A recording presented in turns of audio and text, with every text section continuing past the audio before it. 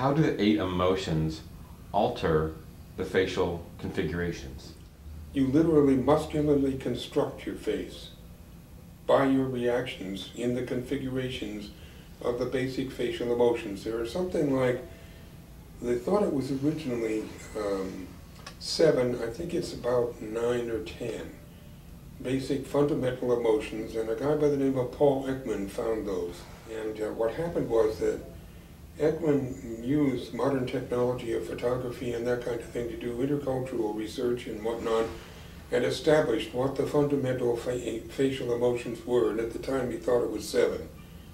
Since then there have been something like 3 more that have been found that are in fact physiologic, that is configurational facial expressions that are associated with the internal state that we call the emotion. And remember, the emotion is the meaning system. It is the interpretation that person has made of the situation. So the facial emotions basically amount to, what, 10 fundamental building blocks, and then they blend, and they flow, and they context, and all of that. And the result is almost infinite information. How does reading facial configurations to more fully understand and love a person bring about a change to our level of consciousness or our soul level? Oh my goodness. Everything does that.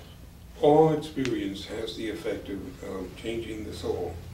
In fact, the instrument that actually is affected by the information is the soul. It also has what you could characterize as, what would you call it, a 3D projection or component that's called the ego, which is our functional operating system in terms of being here in the world. And but everything is soul learning, everything. And it, we run through a life and we leave, and the learning continues out there, and then it takes up again in the double level of both 3D and cosmos, or soul and cosmos, or soul and personality, which is why individuals' souls do the business of plunging themselves into this hellhole. Why would any soul in their right mind do that? Well, the reason is that the accelerating learning rate that occurs when you are operating in 3D, out of a body, in a personality, the information rate just about, is astronomical in terms of the increase in speed and profundity and rapidity with which it all happens. And so all learning is soul learning. So if I understand you correctly, we can fast track our own soul learning, soul progression by becoming students of life and other people's facial and the facial thing configurations. Is like, if you are aware of that, believe me, you have no idea how much wisdom has accrued since I taught myself how to read faces. It's like, I can't even start to estimate how much in the increase in wisdom and learning has been, since every time that I glance at a person, what happens was, to know you is to love you, and that becomes instant. I'm in love with everybody.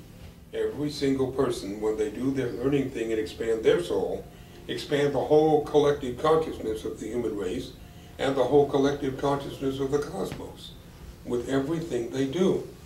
And so, with all of that going on, you can't help but increase your wisdom by huge leaps and bounds by understanding other people on sight. When you encounter the consciousness of a human being by looking at their face, you are being given the most astounding, profound lesson of information in an instant that you'll ever get anywhere in your history, either out there or in here.